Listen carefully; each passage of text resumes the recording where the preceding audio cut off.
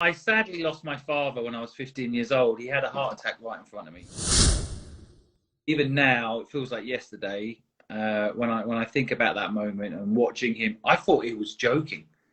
You know, like he was having a heart attack in front of me. I thought he was joking. 8 minutes after he told me he was having a heart attack, he was dead. And I still to this day like just remember the moment as he told me it, thinking, is he joking? You know, like is it? You know, he was 56 years old. You know, like it's too young to die of a heart attack. But I I remember, you know, going through this process once he died of like, you know, how did this happen? How did someone so young, you could argue maybe 56 isn't that young, but it is young. How could someone this young die suddenly out of nowhere? And I think what was ironic is that my father had a lot of good debt. You know this thing where everyone talks about good debt, and actually the stress of it killed him.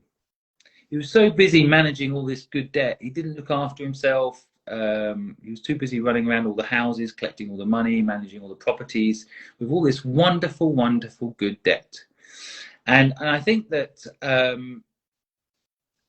you know, the lesson I learned is that, again, thanks to my father, is two things. From that pain, I learned two things.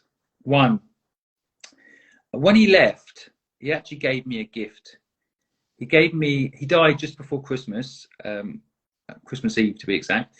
And his final gift to me really was like the ability to go off and fail, because as soon as he died, then my mother kicked me out of home, and then suddenly, you know, all the people around me that would have judged me for failing suddenly weren't there, and I could go and make things happen without judgment, and I was kind of given this gift of the freedom to fail.